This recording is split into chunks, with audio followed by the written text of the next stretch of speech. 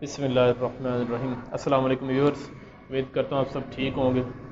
तो chapter number 3 हम कर रहे थे। चैप्टर नंबर 3 का आज लेक्चर नंबर 2 है गालबन, और एग्जाम्पल नंबर 1 हमने स्टार्ट की हुई थी, परसों कंप्लीट नहीं थी हो सकी क्योंकि परसों थोड़ा सा हमने लास्ट वाले लेक्चर में सिर्फ और सिर्फ इंट्रोडक्शन किया थोड़ा सा इक्विलिब्रियम के हवाले से, और उसकी चंद एक बातें हमने डिस्कस की थी, और साथ ही हमने एक एग्जांपल कर रहे थे। अगर कोई वो बातें सुनना चाहे तो लास्ट वाली वीडियो जो है चैप्टर नंबर 3 का लेक्चर नंबर 1 जो है उसे देख सकते हैं।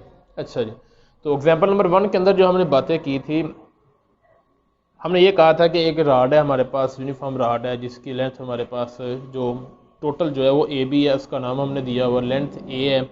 ठीक है, वो लटका हुआ है किसके साथ, ए बी वाला किसी हॉरिजॉन्टल वर्टिकल वाल के साथ।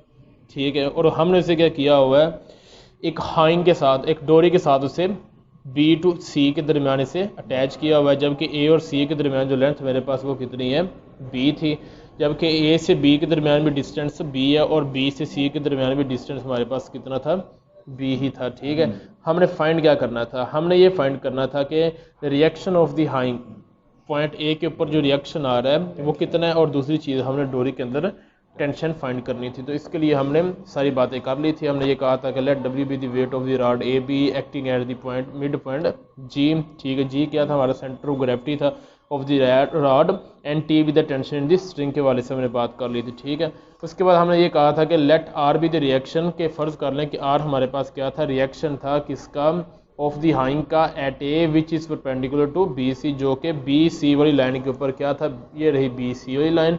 ठीक है, इस लाइन के ऊपर क्या था, ये बिल्कुल 90 डिग्री के एंगल बना रहा था। अच्छा जी, तो let D be the mid point of B C. तो हमने ये कहा था कि डी कहाँ पर मौजूद है, डी मिड पॉइंट पर मौजूद है किसके, ए बी सी, यानी जो हमारे पास स्ट्रिंग थी हाइंग जिसके साथ हमने उसे लटकाया हुआ था, बांधा हुआ था पॉइंट बी से, वो हाइंग का मिड पॉइंट था। ठीक है, now the system is equilibrium under the action of, हमारे पास ये सिस्टम किस में आ गया था, इक्विलिब्रियम में आ गया था under the action of 3 forces, 3 forces की वजह से, जिनमें वेट थी, रिएक्शनल फोर्स, और तीसरी कौन सी थी, टेंशन की फोर्स। दीज 3 फोर्सेज, अब ये तीनों फोर्सेज क्या होनी चाहिए थी हमारे पास, कॉन्करेंट होनी चाहिए। ठीक है, कॉन्करेंट होनी चाहिए।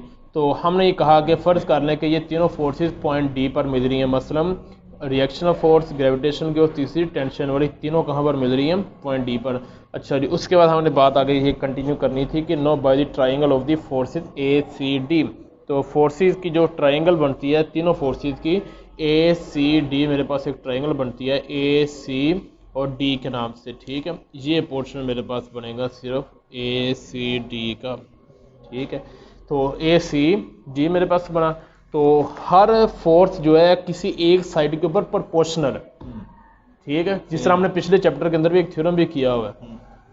ठीक है, गालबन लेमिस थ्योरम था, लेमिस थ्योरम के अंदर हमने ये बात की थी कि हर फोर्स जो है किसी एक साइड के ऊपर प्रोपोर्शनल है। तो वैसे ही हम भी यहाँ पर लिखते हैं कि वेट किसके ऊपर प्रोपोर्शनल है।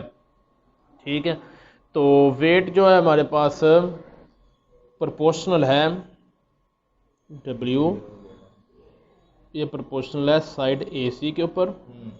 ठीक है, इसी तरह टेंशन जो है वो किसके ऊपर है, टेंशन किसके ऊपर है भाई, DC के ऊपर। और तीसरी चीज़ कौन सी मेरे पास है, रिएक्शनल, ये किसके ऊपर है, A से D वाली लाइन के ऊपर, और ऐसे ही है।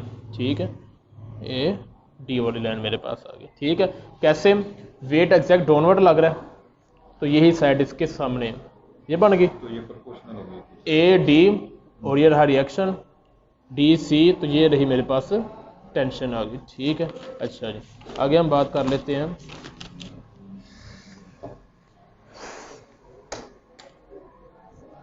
अब आगे जी, तो W ओवर ए सी मेरे पास क्या है, B। ठीक है, उसके बाद दूसरी A बाय 2, क्यों, क्योंकि W कहाँ पर, टेंशन D पॉइंट कहाँ पर मौजूद है, टेंशन वाली लाइन के हाफ पर मौजूद है, तो ये आ जाएगा A बाय 2। इसी तरह मेरे पास रिएक्शन जो है R ओवर A D, तो ए डी की मेरे पास अभी तक कोई स्पेसिफिड वैल्यू मौजूद ही नहीं है, तो लिहाजा इसे मैं वैसे का वैसे लिख देता हूँ। इसे क्वेश्चन नंबर 1 का नाम दे देते हैं। क्लियर होगी बात? अच्छा जी, अब ज़रा फिगर से वही ट्रायंगल हम इस्तेमाल करते हैं ए सी डी वाली। तो नहीं, अब की बार हम ट्रायंगल इस्तेमाल करते हैं ए बी डी वाली, ए बी और डी, ये वाली ट्रायंगल हम इस्तेमाल करते हैं ए बी डी, ठीक है, ताकि यहाँ से मैं ए डी की वैल्यू निकाल सकूँ। अच्छा जी, अब एक बात ये याद रखिएगा, पॉइंट डी जो है वो बी डी के ऊपर परपेंडिकुलर है, यानी अब की बार मेरा परपेंडिकुलर कहाँ पर बन रहा है? पॉइंट डी पर परपेंडिकुलर बन रहा है, और परपेंडिकुलर के बिल्कुल सामने हमेशा क्या होता है? गेट। तो चलो हाइपोटेन्यूज हुआ करता है, ठीक है, और थीटा के बिल्कुल सामने परपेंडिकुलर हुआ करता है। उर्दू बोलो ना, अमूद कायदा भीतर, जिथे जहां पर बनता है ना एंगल 90 का, उसके बिल्कुल सामने हाइपोटेन्यूज होता है, जिसे आप वतर कहते हो, और जहां पर थीटा बनता है ना एंगल, उसके बिल्कुल सामने अमूद होता है, अमूद। ठीक है। ये बात कुछ इस तरह बनाकर भी वादे कर देता हूँ कि अगर यहाँ पर एंगल बन रहा है 90 का, इसके बिल्कुल सामने वतर, जिसे आप हाइपोटेन्यूज कहते हो, और जहाँ पर अगर थीटा बन जाए तो इसके बिल्कुल सामने मेरे पास क्या होता है? परपेंडिकुलर, जिसे आप अमूद भी कहते हो। क्लियर होगी बात? ठीक है। अच्छा, तो ये आ गया डब्ल्यू और B is equal to T over A by 2, और ये वैसे का वैसे ही आ गया मेरे पास, ठीक है। इसे क्वेश्चन नंबर हमने 1 का नाम दे दिया। Now from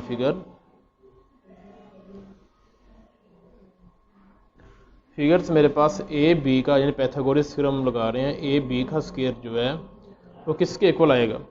A D square, diagram सामने है ना, जी सर, प्लस बी से डी का स्क्वायर। क्लियर होगी बात? ठीक है। तो अब हम इसके, और इसे क्वेश्चन नंबर 2 का नाम दे लो। और इसी तरह हमारे पास एक और ट्रायंगल हम बना लेते हैं, ए सी डी, ये वाली ट्रायंगल जो अभी हम सॉल्व कर रहे थे, ए सी डी, ताकि दोनों में जो कॉमन साइड आएगी ए डी निकल आएगी। जिस तरह ये ए डी इसमें भी आया और इसमें भी ए डी आ जाएगा, तो ये मेरे पास हो जाएगा ए बी का, अब की बार हो जाएगा ए सी का स्क्वायर इज इक्वल टू किस चीज़ का आ जाएगा? ए डी का स्क्वायर प्लस डी सी का स्क्वायर। इस क्वेश्चन नंबर 3 का नाम दे दो, ठीक है। दोनों को ऐड कर लो, एडिंग 2 एंड 3। ये सारा कुछ किस लिए कर रहे हैं पता है ना? इस ए डी की वैल्यू निकालने के लिए, ठीक। एडिंग, तो ये आ जाएगा ए बी का स्क्वायर प्लस ए सी का square is equal to 2 time हो जाएगा ए डी का स्क्वायर, यस सर, दोनों में मौजूद है, प्लस बी डी का स्क्वायर प्लस डी सी का स्क्वायर, डी सी का स्क्वायर। क्लियर होगी बात? ए बी मेरा किसके इक्वल है? ये तो हमें ऑलरेडी पता है, तो ये हो जाएगा A square plus B square is equal to 2 into A D वैसे का वैसे ही प्लस 2 बी डी। क्यों बी डी? क्योंकि मेरे पास बी डी जो है वो डी सी के इक्वल है, जितनी लेंथ मेरे पास ये वाली है उतनी ही लेंथ ये वाली होगी मेरे पास, ठीक है। हाफ और हाफ ये कंप्लीट हो जाता है। तो मैंने किसी एक को रख के, तो मैंने क्या किया, उसे एक दूसरे के, तो मैंने डी सी को बी डी की को रख लिया, तो ये बन गया 2 टाइम ऑफ बी डी का स्क्वायर। तो ये आ गया A square plus B square equal to 2 time of A D का square plus 2 time of B D का स्क्वायर, ठीक है। तो यहाँ से आ गया A square plus B square equal to 2 into A D का square plus 2 into B D किसके इक्वल है? हाफ है किसका? बी डी, और बी डी किसका हाफ है? ए का, टेंशन वाली का हाफ है, ठीक है। तो ये आ जाएगा ए बाई 2 का स्क्वायर। तो ये मेरे पास हो गया A square plus B square is equal to 2 A D का स्क्वायर। तो ये 4 हो जाएगा बटे में, 4 2 से कैंसिल, तो ये आ जाएगा ए स्क्वायर बाय 2 आ जाएगा। तो यहाँ से ए स्क्वायर इसे उठा करके इस तरफ ले आओ, और प्लस बी स्क्वायर वैसे का वैसे ही, तो इज इक्वल टू आ जाएगा 2 इंटू ए डी का स्क्वायर आ जाएगा। तो ये मेरे पास कितना होगा, थोड़ा सा अगर हम इसे सॉल्व कर लेते हैं, तो सॉल्व करने के बाद मेरे पास ए डी का स्क्वायर इक्वल टू, इसे सॉल्व करने के बाद निकल आएगा ए स्क्वायर, एलसीएम वगैरह लेने के बाद, और ये 2 जो इसके बटे में भी ले आते हैं, 2b² डिवाइडेड बाय मेरे पास निकल आएगा वैल्यू बटे में आ जाएगी 4। तो यहाँ से स्क्वायर रूट लेने के बाद मेरे पास जो AD की वैल्यू निकलेगी वो निकल आएगी a² plus 2b² divided by 2। ठीक है, अच्छा जी। नाउ अब इक्वेटिंग कर लेते हैं, क्योंकि मैंने तो निकालनी है रिएक्शन की वैल्यू। ठीक है, तो हम इक्वेट करते हैं। नाउ इक्वेटिंग 1 फ्रॉम 1, तो सिर्फ हमने दो, या तो वो हमने ले लेते हैं कि जिसके अंदर मौजूद है कौन सी चीज़, रिएक्शन मौजूद है। ठीक है, टेंशन हमने निकालनी, लिहाजा इसको एक बार इसके साथ इक्वेट कर लेते हैं और एक बार इसके साथ इक्वेट कर लें, क्योंकि टेंशन भी निकालनी है, रिएक्शन भी निकालना है। ठीक है, तो चलो फिर, तो इसलिए बारी बारी कर लेते हैं दोनों के साथ।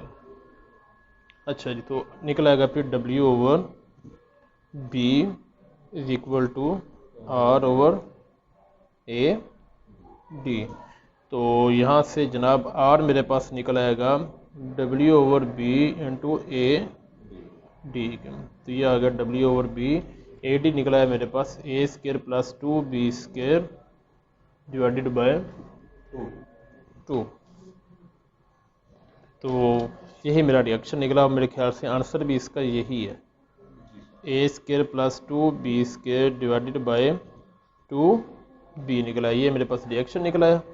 ठीक है, और फिर इक्वेट कर लें अगेन बाय इक्वेटिंग फ्रॉम 1। तो अब की बार हम फिर W/B is equal to tension over A/2। तो यहाँ से टेंशन ऑटोमेटिकली क्या आ जाएगी? हाँ जी भाई, क्या आएगी? AW/2B। तो ये मेरे पास आ गई किस चीज़ की वैल्यू? टेंशन की वैल्यू होगी। क्लियर होगी भाई बात? ठीक है, ये था हमारा क्वेश्चन नंबर, एग्जाम्पल नंबर 1 थी 3.5 की, पेज नंबर 53 के ऊपर। अब हम चलते हैं एग्जाम्पल नंबर 2 की जानब। अच्छा जी, तो हम कर रहे, अब करनी थी हमने एग्जाम्पल नंबर 2 करनी थी, और एग्जाम्पल नंबर 2 की स्टेटमेंट हमारे पास क्या थी कि हमारे पास एक ट्रायंगुलर लैमिना है ABC। ठीक है, इस ट्रायंगुलर लैमिने को हमने क्या करना है, लैमिना मतलब पत्थर में ही बना होगा। ठीक है, जिधर पत्थरे होते हैं लोहे के बने होते हैं, तो हमने क्या करना है, इसको पॉइंट A और पॉइंट B से किसी पॉइंट O पर लटकाना है दो डोरियों के साथ। तो एक डोरी हमने B वाले पॉइंट से, जिससे हमें T2, उसकी टेंशन T2 आ रही है हमारे पास, और एक दूसरी डोरी जो है पॉइंट A पर हमने लगा दी है, जिसकी टेंशन हमारे पास कितनी बन रही है? T1 आ रही है। ठीक है, अच्छा जी, हमने प्रूफ ये करना है कि अगर मेरे पास अल्फ़ा और बीटा जो है वो एंगल बन रहा हो किसके दरमियान, AO और BO के दरमियान, तो हमारे पास जो वैल्यू आनी चाहिए वो कितनी आनी चाहिए? 2 cot alpha minus cot beta is equal to 3 time of cot beta के। ठीक है, तो इसके लिए हमने एक ट्रायंगल ड्रा की। ट्रायंगल को अब हम नाम दे लेते हैं, इसे A का नाम देते हैं, इसे B का जिस तरह बुक के ऊपर, और इसे पॉइंट C का नाम देते हैं। जल्दी हो गया काम हमारे पास। ठीक है, अच्छा, इस पॉइंट को हमने नाम दे दिया किस चीज़ का? O का नाम दे दिया। ठीक है, अब हमने क्या करना है, अब दो हाइंग्स लगाते हैं, यानी दो डोरियां लगाते हैं, एक पॉइंट O से पॉइंट A के ऊपर और दूसरी पॉइंट B से, पॉइंट O से पॉइंट B के ऊपर। ठीक है, इसकी टेंशन मेरे पास कितनी है? T2 है, और इसकी टेंशन कितनी है मेरे पास? T1।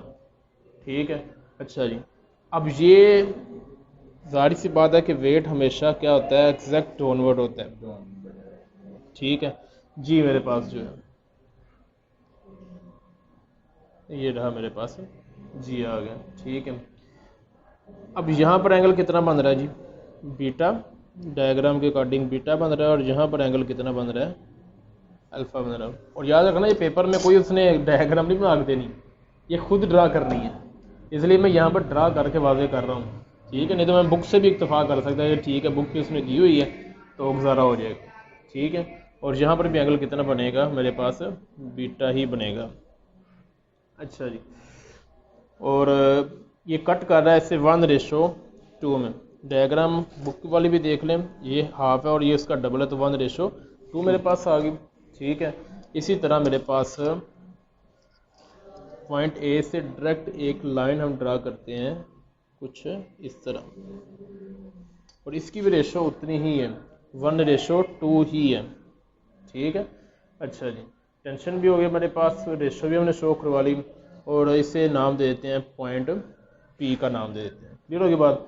अच्छा जी, अब हम लिख लेते हैं इसे, लेट ए बी सी, हम कर रहे हैं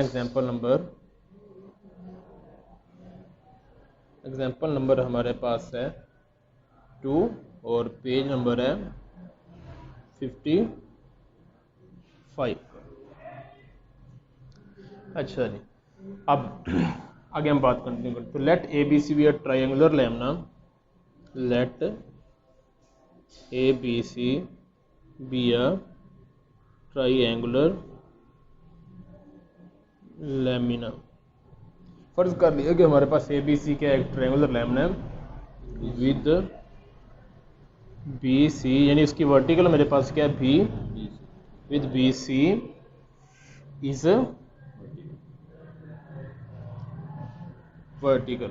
ठीक है, आगे हम बात करते हैं, लेट डब्ल्यू बी द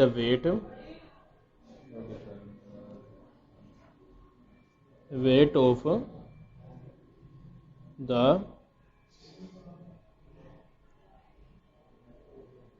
उसका वेट कितना मेरे पास टोटल डब्ल्यू है। ठीक है, जो कि एक्ट कहाँ पे कर रहा है, जी पर, एक्टिंग एट द पॉइंट, पहले भी बता चुका हूँ कि एक्टिंग एट द पॉइंट जी, और जी मेरे पास क्या होता है, सेंटर ऑफ ग्रेविटी होता है, और सेंटर ऑफ ग्रेविटी क्या कि जहाँ पर सारे का सारा वेट डाउनवर्ड लग रहा था, यानी जी मेरे पास गया the centroid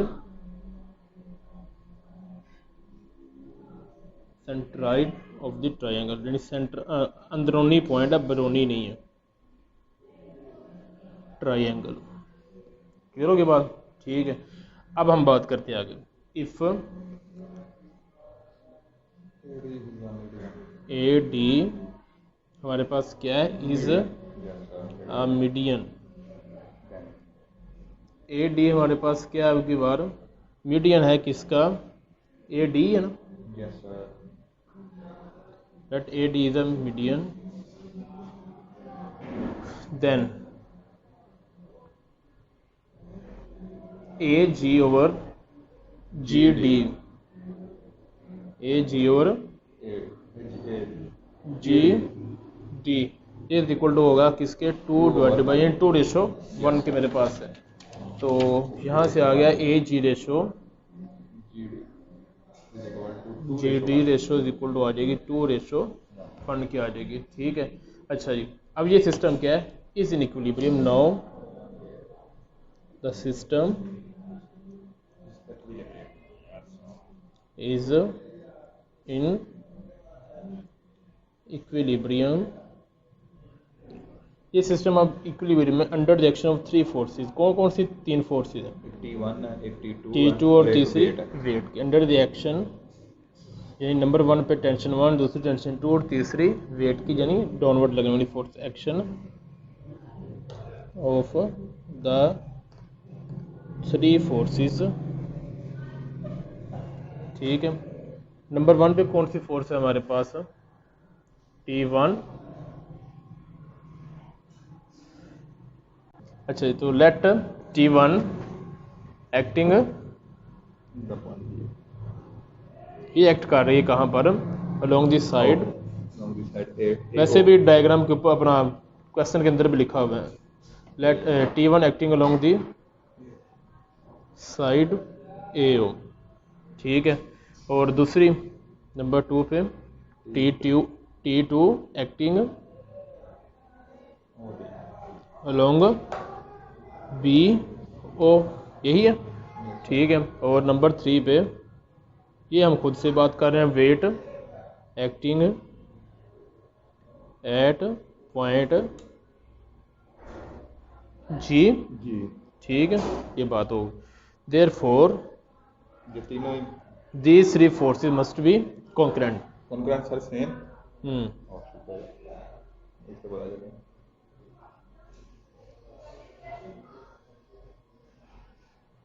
must be concurrent। अच्छा जी, let the meet at the point O, जाहिर सी बात है ये किसी न किसी पॉइंट पे मिल रही हैं, तो वो पॉइंट मेरे पास कौन सा है, पॉइंट ओ ही है, क्योंकि यहाँ पर ही तो आएंगे ये, इसी पॉइंट पर तो लटका हुआ है ये। ठीक है, लेट द मीट, फर्ज कर लें ये मीट कर रही हैं एट दी पॉइंट ओ। ठीक है, अच्छा जी, फ्रॉम फिगर, हम फिगर से बात करते हैं कि हमारे पास major angle A B C जो है ये इक्वल होगा major angle O A B के, सॉरी ओ पी बी के, और वो क्या मेरे पास बी ही होगा। मसला हमने बात अभी ये की है कि major angle A B C, A B और सी के दरमियान जो एंगल बनेगा वही एंगल बनेगा किस किस के दरमियान, ओ पी और बी के, जो कि हम कह रहे हैं बीटा है। ठीक है, ये वाली बात हम कर रहे हैं कि मेरे पास एंगल कौन सा है, ए बी और सी के दरमियान जो एंगल बनेगा वो किसके इक्वल होगा, मेजर एंगल ओ पी और बी के, और वो कितना मेरे पास बीटा ही होगा। तो यही बात हमने लिख ली है यहाँ पर भी कि एंगल मेरे पास कितना है, बीटा ही होगा। तो ये बात ये शो करती है कि दिस शोज